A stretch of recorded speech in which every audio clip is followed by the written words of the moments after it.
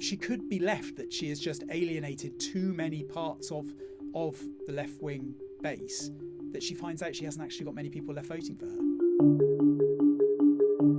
Hi everyone, Neil Patterson from the Sky News Daily Podcast here. Do hope this finds you well. If you're looking to try and understand the news just that little bit better, this is the place for you. Already on the podcast this week, we have covered everything from, the future of juries, the grooming gang still causing havoc up and down the country, and how county lines have destroyed young lives. If you're interested in any of that, just click on the card in the top right-hand corner to see what the Daily has been up to. This week, though, it's our Friday profile episode, and we're going to be taking a look at the left-wing firebrand, former Labour MP, currently setting up her own political party. Your party. Her name is Zarah Sultana. She left Labour, flanked by others, including the former leader Jeremy Corbyn, and it's those two who've come together to set up Your Party. Why? Well, they say it's time for a change, a left-wing movement rooted in communities, trades unions and social movements. But the party conference held not long ago in Liverpool suggested you might want to add division and infighting to that list. Breaking through in politics from outside the mainstream isn't easy, though it can be done. Just look at Zach Polanski's Greens, or for that matter, Reform and Nigel Farage. But did Zarah Sultana ever imagine it would be this hard? She certainly has her work cut out. So today we are asking, who is Zarah Sultana? Look, a little later we will be digging through the difficulties in setting up a new political movement from scratch with a former MP for the short-lived Change UK party. Remember them? In the meantime, though, let's get started with our political correspondent, Rob Powell. OK then, Rob, tell me about Zarah Sultana. How exactly did she get into politics in the first place? Yeah, Zarah Sultana, I think when you listen back to interviews from her and how she became political, it does feel like there are a certain number of moments that I think anyone really, speaking as someone in their late 30s, anyone in their 30s can probably relate to. She talks about, being amongst the first wave of students to pay £9,000 a year tuition fees.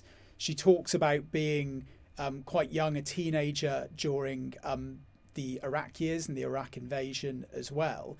And I think it's that sort of post-Iraq climate that she talks a lot about as being a Muslim woman growing up in Birmingham, and talks about things like the Prevent programme, the feeling like the Muslim population and community were under siege post 9/11, and then having to go to university and pay all this money for tuition fees, and sort of becoming active in politics during that period where you saw student activism essentially accelerate against tuition fees. You saw the big protests as well. And then that combined, I think, with the recession, the financial crash, and then the austerity years. I think that is what has moulded Zarah Sultana into this, quite firebrand left-wing politician that she is now. When she came out of university, she was a community organiser for a while for the third sector, for charities, then moved into supporting the Corbyn project before then becoming Coventry South MP in 2019 when she was in her mid to late 20s. So was young into Parliament, but I think has felt that as Labour under Keir Starmer has changed, she has felt that it sort of moved away from her, but I think arguably she has become more firm and I guess hardline in her views and left-wing views at the same time as well.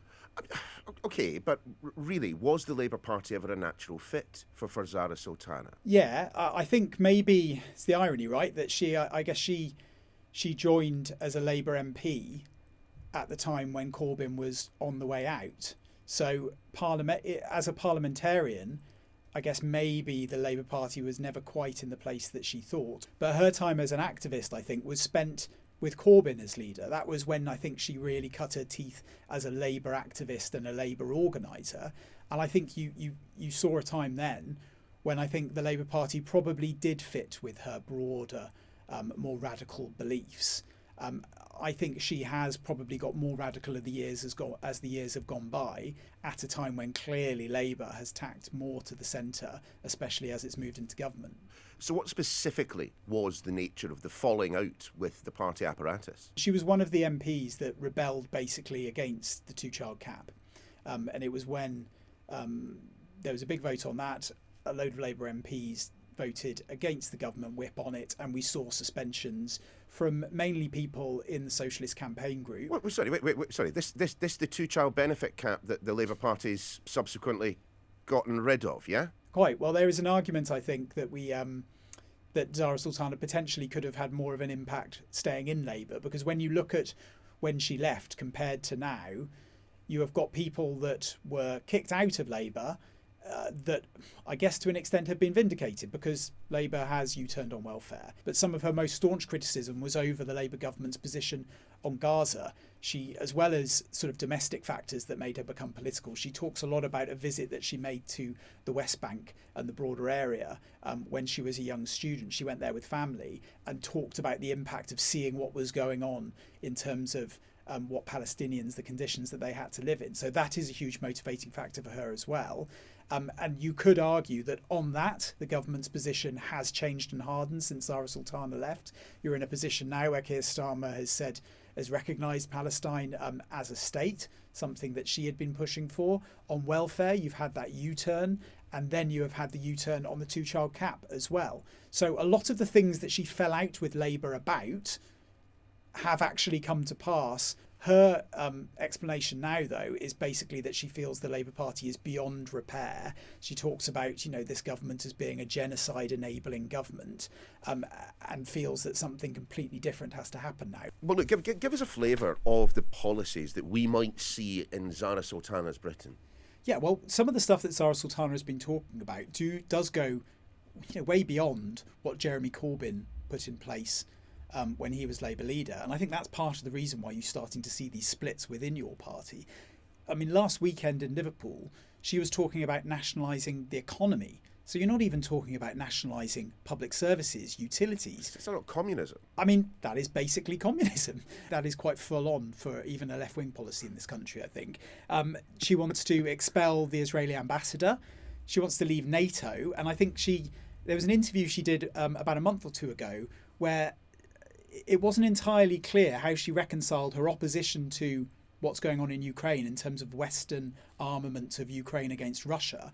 And she was asked about, the war, Coventry being somewhere that was, devastated in World War II, and basically what the difference is. If you were a politician back then, would you have been saying we shouldn't arm up and defend ourselves against Hitler? And she said, well, we were fighting fascism back then.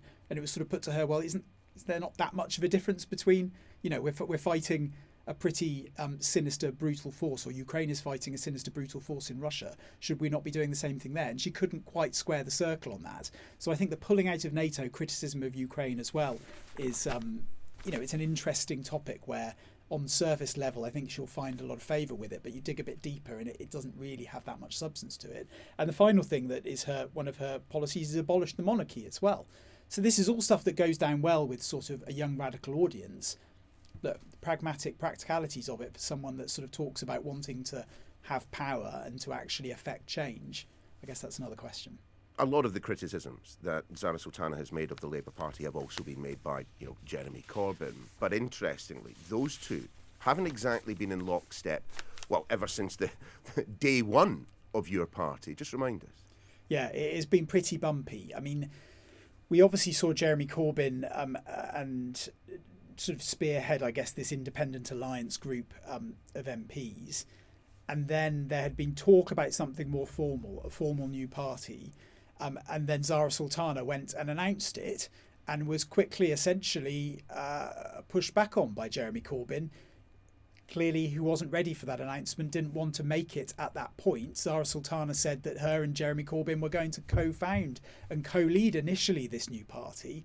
And that was pushed back on from Corbyn right at the beginning. She then went on to launch a membership drive, essentially took money, donations from people. A lot of money, £800,000 in total, and had the extraordinary situation where you had Jeremy Corbyn and people around him urging people to cancel their direct debits to a party that he was supposed to have been co-founding. Now, that money is gradually making its way from an account controlled by Sultana over to the main Your Party apparatus. When we were there at the Your Party conference in Liverpool last weekend, about 600,000 of the 800,000 had been transferred across.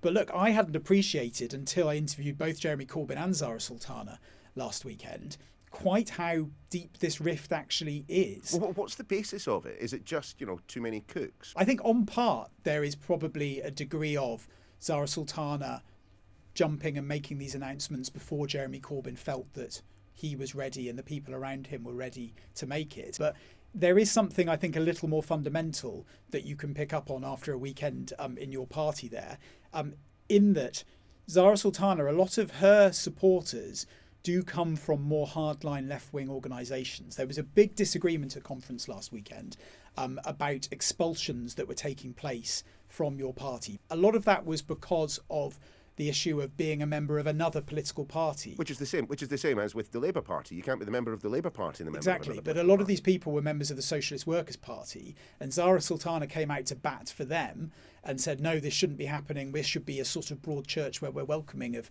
people that have come from other sort of left-wing traditions. So I think you're in a place where she is courting a lot of support from people that are further to the left than where a lot of the supporters of Jeremy Corbyn might have been. There is also a really intriguing split around Middle East policy. Now, there were stories in the last couple of weeks that started to emerge of people turning up to your party regional assemblies and meetings and shouting at Jeremy Corbyn and calling him a Zionist.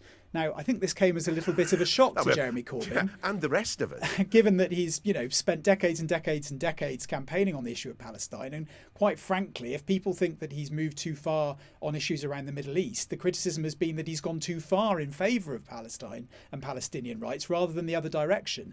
But when you look into this, you can boil this down to a split in the left as well, because Zarah Sultana's position on the Middle East and Israel is different from where Jeremy Corbyn's is. She doesn't believe in a two-state solution. She believes in one state where everyone lives with equal rights. And she is quite firm on that and quite unapologetic around it. Now, Jeremy Corbyn in the past has talked about a two-state solution being the only realistic route to peace. So there is a split on the left when it comes to the Middle East on this. I think there is a split as well around the types of groups and who they are siding behind. And I think that split goes through how much members should be in charge of the party as well. Rob, I mean, you and I have attended more party political conferences than we can care to mention. What was this one like? It's quite nostalgic, really. It sort of reminded me of the Jeremy Corbyn-led Labour conference era in terms of sort of running a gauntlet of leafleteers before you've even got into the Liverpool arena. I ended up with armfuls of literature from a variety of organisations. We were at 24 hours in, so we had the Deep Breath Revolutionary Communist Group, the Socialist Workers' Party, the Socialist Unity Platform, the Socialist Equality Party, the Democratic Socialists, the Democratic Bloc, the Spartacist League, Workers' Hammer, the Weekly Worker, and of course the Morning Star as well. You missed out the Judean People's Front. Yeah, well, quite. And this is why, this is the sort of grand irony that I think lies at the centre of this new party, in that there is very clearly a space for a new left party. Many people feel Labour has abandoned what it promised to do, not only in Keir Starmer's leadership pitch, but also the general election, and has tacked right, has moved towards the centre on, economic issues, but I think probably most pronounced on issues around migration as well. So that gap is there. So their reason for being your party is a good one. Their analysis of why they should be there is a very, very good one. But for a party that is basically pitching itself as the new face of the modern left, there is an awful lot of old, quite tried and tested left-wing traps that they seem to have stumbled into. Exactly. Battles between different factions clashing between each other, arguments about whether members are being frozen out of the party. I mean, it was quite remarkable, after having covered most of Jeremy Corbyn's Labour leadership, a frequent refrain that you got from the Jeremy Corbyn-led Labour leadership was that there was a witch hunt against people connected to the Labour leader being waged by figures on the right of the Labour Party. At this conference, that language was being used again. A witch hunt by faceless bureaucrats was what Zarah Sultana literally said to me. And, when I asked Zarah Sultana, who are we talking about? Unelected bureaucrats. Who are we talking about? She said, it's people around Jeremy Corbyn that have learnt the wrong lesson, she said, from their time in the Labour Party, that this sort of stuff was dished out to them and now they're dishing it out to us. It's absolutely intriguing how the whole thing has tipped on its head.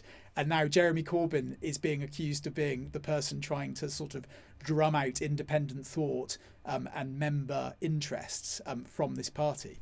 Does she then have the skill set to square the circle? We know that she's a good communicator. We know that she's a great campaigner. We know that she has a massive presence on social media. I'm not sure whether she does, quite frankly. And talking to people with, connected intimately with the structure of your party, I mean, one of them was pretty clear to me as I was leaving the Your Party conference last week. They said that she's going to end up torching this whole project and torching her own career in the process. I mean, where we were left after last weekend's conference is basically they didn't pick a single leader model. So there's going to be no kind of bruising leadership battle between Zarah Sultana and Jeremy Corbyn, which I guess for the party may seem like a good thing. But what we're going to get instead is a committee that is going to run the party, a leadership committee made up of ordinary members, not MPs. 4 of them, that committee can be MPs. But the chair, the vice chair, the senior leadership positions, the faces of this party are going to be ordinary members. And what this person was very clearly saying to me is that there will likely then be a proxy battle between allies of Zarah Sultana and allies of Jeremy Corbyn for control of that committee. It's already been suggested to me that actually Zarah Sultana may not run for one of those public posts, but her team may put forward a slate of candidates that it's approving for the posts of chair, vice chair, treasurer. And then given she does carry quite a lot of influence among members, a lot of the votes that took place over the weekend went the way that she wanted them to go. It could well be that she gets her way and she gets people that she wants on that committee. Now, it was suggested to me if that happens, the first thing that will probably take place is the 2 remaining MPs who of the Independent Alliance, or 2 of the 3 anyway, who aren't Jeremy Corbyn, will walk. And that's Shaukat Adam and Ayub Khan. Others have already walked over infighting. They will go. That potentially means that Corbyn goes as well, and your party basically turns into something that is very much more in the image of Zarah Sultana than it is in the image of Jeremy Corbyn.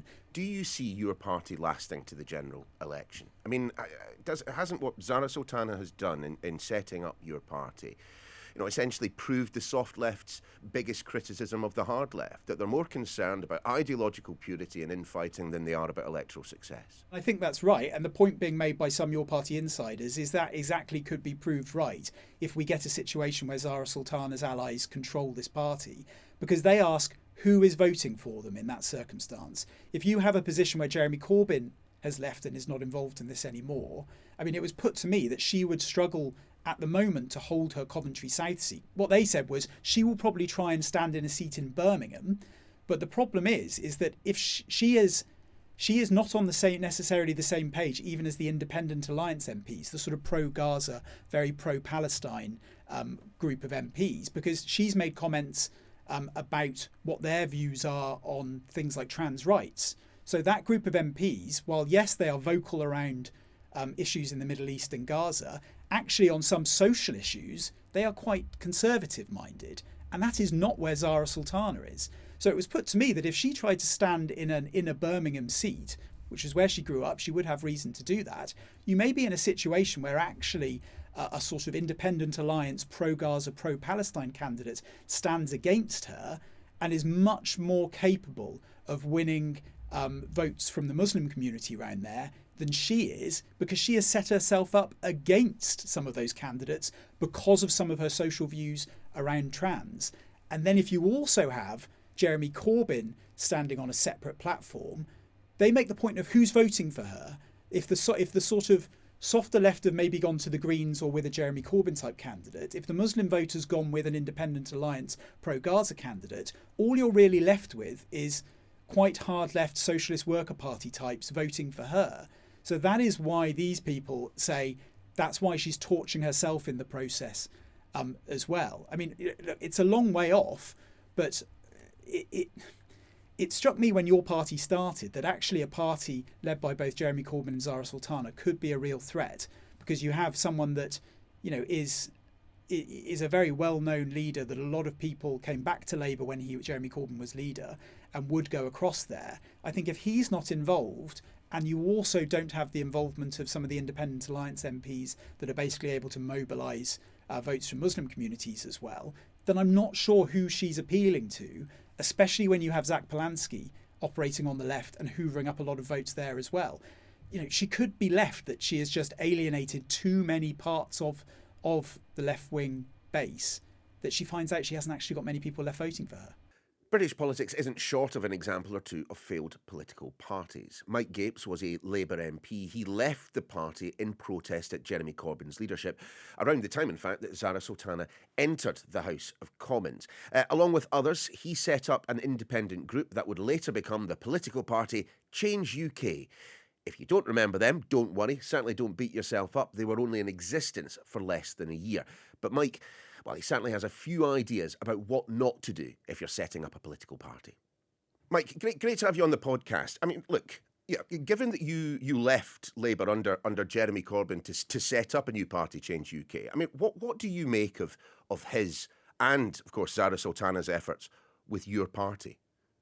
Well, obviously the circumstances are different, but it is incredibly difficult to set up a new political party in the British electoral context. And I jokingly put something out on Twitter last year when I was still using Twitter. I put out a tweet which said, I am available to give free advice to Jeremy Corbyn or anybody else about forming a new party. And all I got was quite a lot of abusive messages from disaffected people who didn't like me, trolls, bots, and others. But the point I was trying to make is it's not easy. When we set up Change, we ended up where we made a decision that we had to leave, but the timing of it was very difficult. And I think there is a parallel a little bit with this new party, because or your party, our party, their party, because they've actually spent ages discussing process, and they haven't actually come to clarity about why they're leaving or why they're forming a new party. I mean, Sultana has left and Corbyn has left, but they're also trying to gather people in from different far left Trotskyist communist groups of different kinds, and that would make it even more difficult. We originally wanted to become an independent group of MPs that would act as a voice particularly in the Brexit debate, and also to try and form a different way of working, because Parliament in 2019 was absolutely toxic. We needed a place for people who believed in rational, logical, scientific, fact-based politics, and we had a real frustration. So what we originally wanted to do was to set up a kind of forum, hold regional meetings, national meetings, to draw people together to get different ideas. But the Brexit process fiasco dragged on, which meant that we were still going to be in the European Union in the time in May when there was going to be European Parliament elections. We then were faced with a dilemma. There's going to be European elections in 6 weeks, 7 weeks time. What the hell do we do? If we don't register as a party, we will become completely irrelevant to the debate. If we do register as a party, we've got no membership, we've got no infrastructure. So we decided we had to register, but we then had a very short period, just a few days, to choose a name, get it through the Electoral Commission, and comply with all their other regulations. Now, in our case, we wanted to have a collective leadership. They wouldn't have it. They said we had to have one named leader, and they rejected our first attempt at a name, that we couldn't use the independent name in it. So we then had to say, okay, we'll become Change UK rather than Change the Independent Group. And what was interesting was when we were an independent group, we were registering 16, 18% in some opinion polls. As soon as we said we were going to register as a party, everyone piled in against us. All the ridicule, all the jokes and everything else. We ended up with 3.4%. We got 7.5% in London, and we didn't get anyone elected. It sounds to me, Mike, that actually, in a sense, your party is avoiding some of the problems that you've outlined there. They do have a membership. They do at least have a figurehead, if not necessarily a leader, currently in Jeremy Corbyn. Let's just run through a few of the kind of the practical issues that they will face. Is there then, do you think, that the space politically for new parties in the kind of the UK first past the system method of democracy? I think in those parts of the UK where you have list systems or partial list systems, like Scotland and Wales, you could, and the London Assembly, where the PR part of it means that a man like Zach Polanski can get elected to the London Assembly. I think a party in a PR or part PR system can get people like the Greens did in Scotland, and they can become influential. But I think in a first past the post system, it's very hard. I know, I mean, I stood in 2019 as a sitting MP, as an independent in my own constituency. And I was very pleased. I kept my deposit. I got more votes than the Lib Dems, Greens and Brexit Party added together. But I came third. It was always going to be extremely difficult. And none of the people who stood in 2019, whether David Gork, Dominic Grieve, Chris Leslie, Anna Soubry, me, people who went off to the Lib Dems, like Chuka, none of them were elected. Well, given your experience then, Mike, is it your view that it is easier for parties from the right, new parties from the right, to come in and make an immediate impact, unlike, you know, parties like your party and Zarah Sultana and her merry band of fellow travellers? I think Brexit and Farage's various iterations, whether it's a UKIP, Brexit Party or Reform, have got a big advantage. They've got a 20%-ish core, or maybe 15% core. They've also got a number of national newspapers. They've got a television channel, GB News, and so they have an impact whereby that's disproportionate. Whereas parties on the left or far left don't necessarily have those same assets. So how important then is unity when seeking to launch a new political party like your party? I mean, for you know, with respect, Change UK seemed to me to be quite united, a bunch of fellow travellers and all the rest of it, and it didn't go brilliantly. Absolutely, it didn't. You can be very united, and we were united, and it was really great. You know, I felt 10 years younger. I'd had all the hatreds and animosities and problems that I'd experienced in the Labour Party as a Corbyn critic. I didn't have that anymore. I could, you know, and people said I looked so much happier. But ultimately, politics is about success.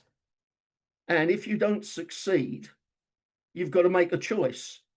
Is it too difficult? And do you give up? Which is what half of our Change MPs decided. And most of them went to the Lib Dems.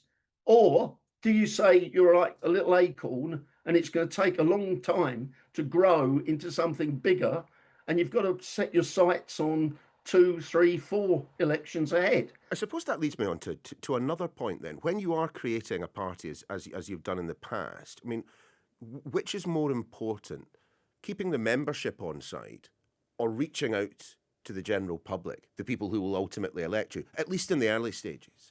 Depends what you're trying to achieve. if you're trying to build an insurgent party and your target is 7, 10, 15%, it isn't power, but it is to change the political balance.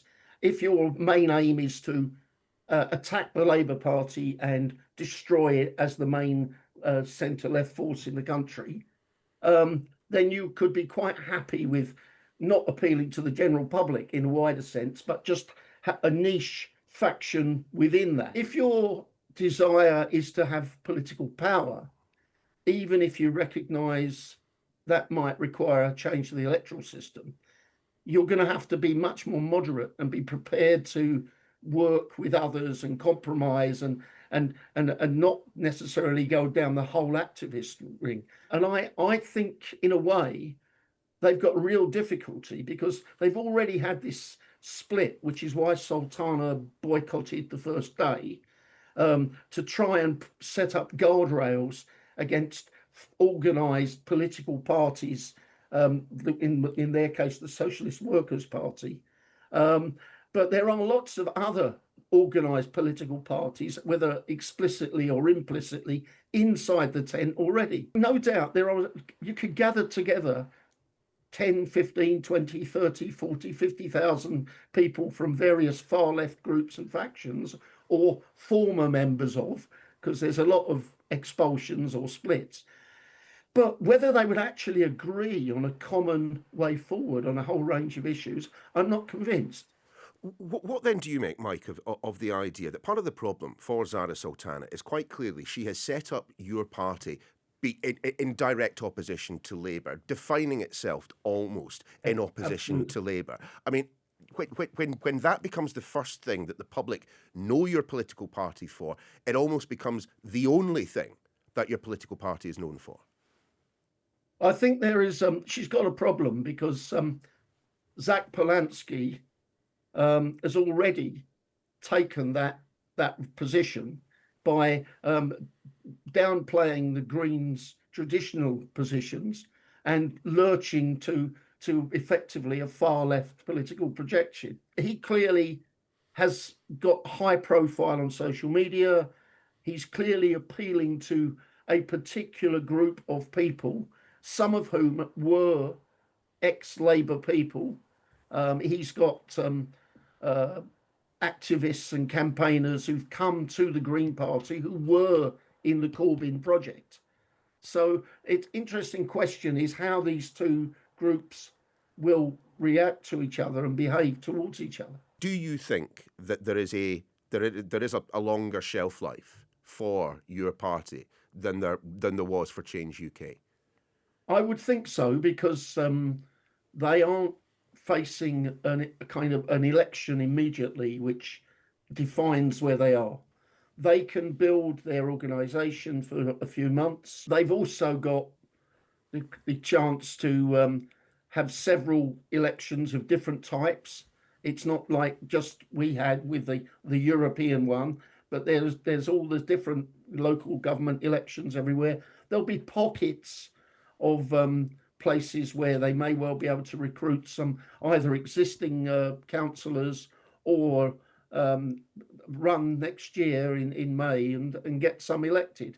So I think it's possible that by the end of next year, they may well have quite a few pockets around the country. And then there's a question of parliamentary selections. Will they then pose a real threat, or will they, in a squeezed general election, just become like most small parties and lose their deposit?